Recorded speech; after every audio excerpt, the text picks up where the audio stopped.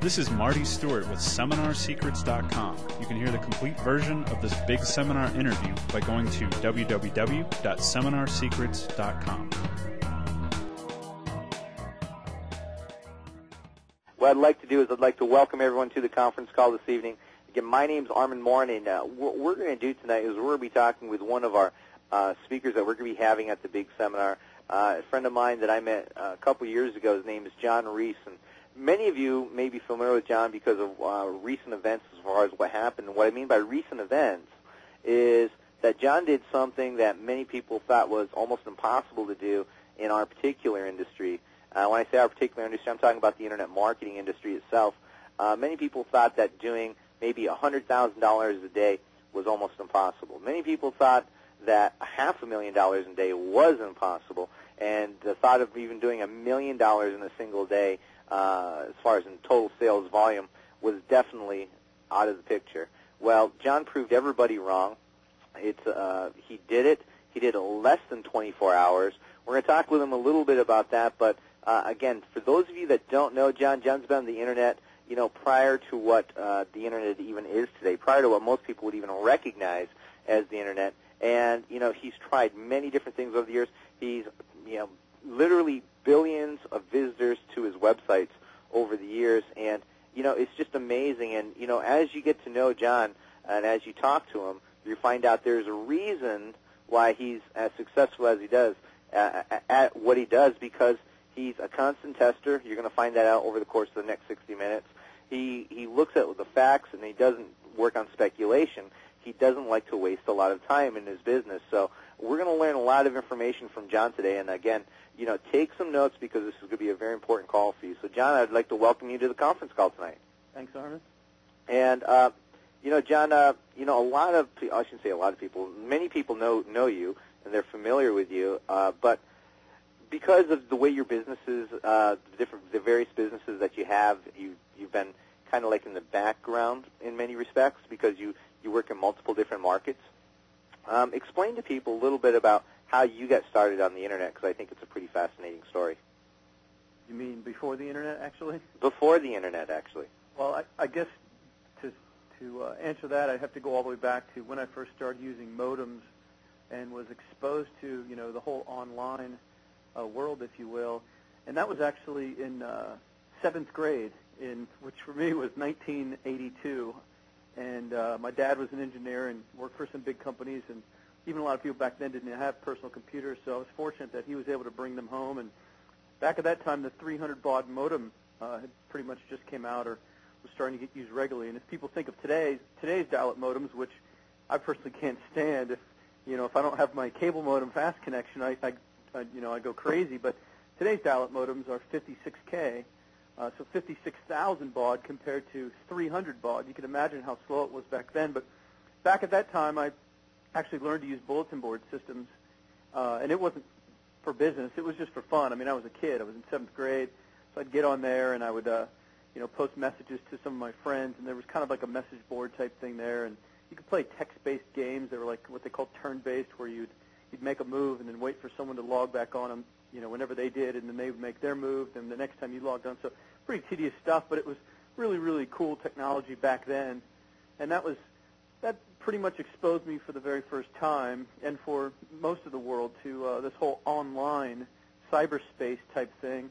Well, as I went through high school, and I was always entrepreneurial, even when I was a kid. I think I did a lot of the same things that you may have done, Armand, or other entrepreneurs, where you try to make money selling candy at school or doing this or doing that, little things, most of the things that never really make much money. But so as I went through high school and then before I entered into college, I was doing a lot of research, into starting my own business. And so I thought, well, what could the ultimate business be?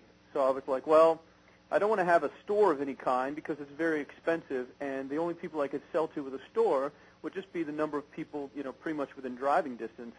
So, and then, I thought about, well, I don't really want to make widgets of some kind because I don't have the capital to have, to invent a product and then have it, mold made and all that good stuff. So it turns out I did some reading, and I used to read all the home business magazines like Entrepreneur and Small Business Opportunities, that kind of stuff, like a lot of other entrepreneurs read. And I ended up learning about mail order. And so I started, when I was about the time I was about 16, I really started studying mail order and learning about direct marketing. And, it's funny, I was learning from guys like Gary Halbert, about copywriting and about selling stuff, in direct mail and some other guys. And so I really started learning that, and then I started, when I was probably about 19, which was about 1989, I was doing some mail order tests in magazines, running ads in classifieds and things like that.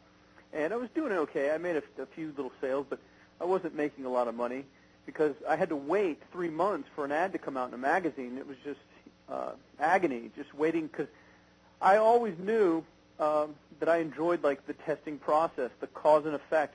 And even when I failed, and I failed often, and anyone that knows my story, I drove myself into about $100,000 of debt by the time I was 23 years old because I was spending so much money trying all these businesses and buying all this advertising. I mean, I tried everything. If there was ever a business opportunity, I tried it. Well, the one thing I quickly learned from, and I think what really made me successful ultimately, was, learning why I failed when I did fail. And so that goes along with the testing process of learning why things happen and cause and effect. And we can talk more to that and how it relates to Internet marketing. But anyways, just to speed up the story. So about 1989, 1990, I was still involved with the online stuff, just using it for fun. And I was using, I believe it was CompuServe, and I was using this online service. And this was pretty much before the commercial Internet got going because the web browser hadn't even been invented yet or any of that stuff. But I was on this online service, and I noticed they had like a classified ad section. So I tried placing some little classified ads in their little online classified ad section, the same ones that I were putting in classifieds in real print magazines, and I asked people to write me for more information. And people actually asked people to write me in the mail because I really didn't have, really used email much, or I don't even think at that time I even knew what email was. So sure enough, I went to the mailbox, a few days later, and somebody had requested more information. And I thought it was the greatest thing ever. I said, you know what? This online stuff is the future for business because for people to test and try things, you can get results instantly, and you don't have to wait 3 months for a magazine to come out. So I got more and more involved in the online stuff. And then as the web started coming about, 93, or pretty much into mid-94 when websites started popping up, even though not many, I started setting up my own web pages, like at the end of 94, really, when I really started getting going. And they didn't do much, but I had to learn, the hard way because there were no marketing courses to buy. There were certainly no internet marketing seminars to go to jumpstart your education. So it's basically what I did. And then, just during the past 10 years since then, just a lot of hard work and a lot more testing and just on a bigger scale. And then just learning to do the things that work again and again and stop spending so much focus on the things that don't work, obviously, because they don't make money. I don't know if that's the story you wanted or... Yeah, I mean, that's perfect. It's kind of a long, drawn-out story. I mean, it takes much time.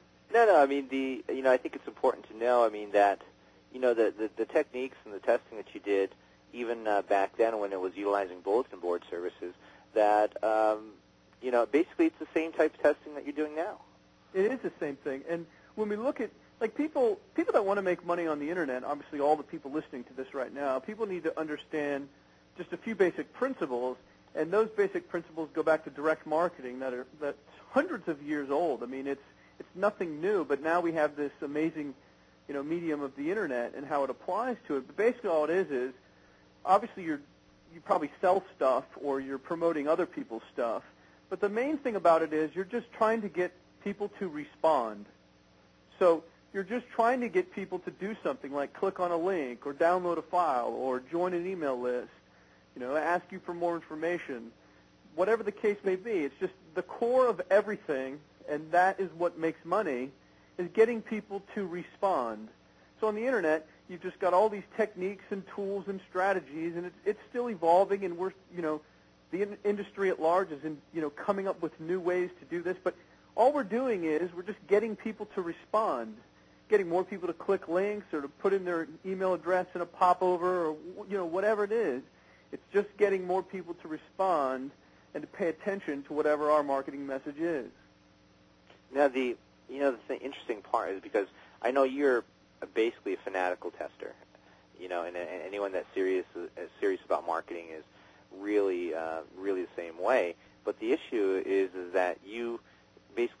above and beyond what many people do. I mean, let me give you an example. I know that, if you want to find out information that's happening on your website, you will, and there's no available tool to show you that information. You'll actually go out of your way if you feel this information is important enough, and you will actually have someone create a program to track that information for you. Absolutely. And, the one thing that, you said during actually I think it was at a seminar that we were at, and you spoke, and that seminar you said basically it comes down to one thing on the Internet, and that is it comes down to only one answer. It's either yes or it's no. Right. And, and that I want thought... to explain real quick what that is? Yeah, explain that, because I think that is probably the most simplistic explanation as far as what Internet marketing is all about that anyone could possibly learn. Sure, and then I'll give the second phase of that, my more or less thing. Sure. And, this is just something that after spending years and years and years of testing and beating my head against the wall and losing a lot of money, then making some money, and then figuring things out, that I finally realized, hey, you know what? This whole thing isn't really that complicated. And it's funny because I don't know if anyone that's listening to this has ever, read any success books about, other entrepreneurs or innovators or business people, some of them that have become multi-billionaires. And it's funny, when you learn the true elements of success for some of these people, it's always common sense. It's rarely some crazy invention. It's usually they just applied common sense to an area where no one else was, where people were just missing it. Well, the Internet and Internet marketing and making money from the Internet is common sense. It really is. What really makes a lot of money are just very, very basic little things. So real quick, I'll explain what Armand's talking about. This is something that I came up with when I actually came to the realization of what's involved with actually making money online. And it comes down to two stages. And I'll tell you the first stage first and then the second stage. The first stage is what I've come up with and I call yes or no. That's the complete formula for making money online. Yes or no, that's it. So here's how it works. Before I talked about what this is all about is just getting people to respond. Well, when you have something where you're asking people to respond, like let's say you have a web page, and on that web page you have an opt-in email form, and you're going to send some people to that page. Well, what happens? Some of those people say yes and do what you want them to do. They put their name in the form and they push submit and they opt in. Everybody else is a no. They didn't respond. So you have yeses and nos, and you'll usually have a lot less yeses than you will nos. But the whole process for you to make more money is for you just to get more yeses. So how do we do that? Well, the greatest thing about all this technology is it can be used very easily to manage itself. So we have what's called an A/B split test. So if your goal is, let's just say, is just to get people to join an email list from this one page, you could set up a second version of that page that's maybe a little different, that uses some different words or colors or graphics. The forms looks even bigger on the page, whatever it is. You could create a second version of the same page with something a little bit different, and then all you do is run a split test between these two pages. So you send and the split test scripts that are out there, it's real simple stuff. They automatically just send every other visitor to every other page. So what happens is that new page you created, you'll get some yeses from that. Some people will opt in, and then other people won't. But where the money is made is when you examine the number of yeses from each one. And now this enters the second stage of my entire formula for making money. What happens is one of those two versions will create, and the second stage is what I call more or less. So the first one's yes or no, the second one's more or less. Well, what happens is one of those versions either creates more of the yeses or it creates less. Well, whichever one creates more is the one you keep. You get rid of the one that didn't get as many people in this case to join that list, and then you can set up a new test version and try to beat the original version to, trying to get more people to opt in. So that's the whole process. Whether you're running an ad on Google AdWords and whether you're trying to increase the number of people that click on the ad to lower your click cost, you can set up in Google AdWords. Their system actually does split testing for you. You set up two ads for the same keyword. They'll alternate the traffic to it, in other words, the number of times that it's shown on their site, and one of those ads is going to get clicked on more than the other. So you get rid of the one that got less, you keep the one that got more, and then you try to pit it against another version to keep trying to improve your results. So just to add to this, another success principle in making money on the Internet that I'm a firm believer in is what I call gradual improvement. Nobody comes out of the gate with a website and gets rich. Nobody comes out with a new product and gets rich. Nobody comes out with anything new and just gets rich. If they do, even if whatever success you have when you start, whether it's no success, a little bit of success, or even if you do happen to get lucky and get a lot of success, I like to say this. Whatever it is that you do on the first day when you launch something, that's the worst it's ever going to be. So if you're running stuff right now, making it a little bit of money, that's the worst it's ever going to be for you, the worst. So your job, using split testing and constantly trying to improve this stuff to get more people to respond, get more people to opt in or click on an affiliate link or go buy a product or buy your product, is for you to gradually improve. It's really simple. You will keep adding new tests, new test versions to pit it against whatever you currently run to try to get more people to take that yes action. And over time, you just gradually improve your results. And then over time, you get more people to take the yes action, and you make more money. It's really common sense, but it's really simple. You'd be surprised, and Armand, you know this, just from being in the teaching field of teaching people marketing. I would probably say that 99% of people that are trying to make money on the Internet, and even some people that are making money on the Internet, are not using the process, the simple third grader process of what I just said about trying to gradually improve the results to make more money. Yeah, and it's so funny because, people get satisfied at a point in time. For example, let's, just to remind everyone some of the numbers. If the average website, for example, converts at 0.5% across the board on the Internet, some people may say, well, I'm doing 1%, that's really good. And some people may say, I'm doing great, I'm at 2%. Some people maybe say, that's awesome, but I'm at 3%, so I don't need to learn anything else. And the fact is that still 97% of the people still said no. So there's a lot of room for improvement. Right.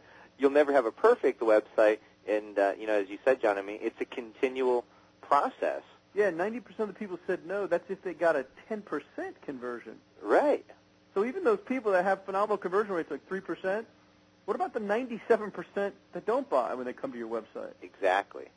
And that's, that simple process that you just described, and you're absolutely right.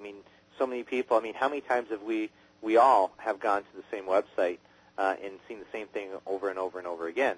And the reason I'm pointing that out is because it just means that person's not testing, not trying to better that website. There could be literally thousands of dollars a month sitting there for this person to capture if only they would just do some minor testing 10 and minutes tweaking. of work. Yeah, 10 minutes. 10 minutes of work to make another 10%. Now, I just want to explain to everyone. I use a lot of different tools, and one of the tools that I was using one time, and I still do to a certain extent, was a product called, I don't know how to say this right, but I call it Copernic or Copernic. And what this is, it's a little browser. But what it would do is every so often it would go out and check certain pages, because I watch what different people are doing, so to see if they're changing this and what are they testing. And every time one of these pages would change that I had programmed into it, for example, I had Marlon Sanders, I had John's programmed into it, and a few other people that I know, because I want to see what they're testing too. Even though I could pick up the phone and ask them, and John would be more than happy to share that with me. But I was testing it. But every time. You have just listened to a portion of this Big Seminar interview. To get the complete version, simply go to www.seminarsecrets.com. Find out how you can attend the next Internet Marketing Big Seminar. And for a very special offer you can't refuse, visit www.seminarsecrets.com.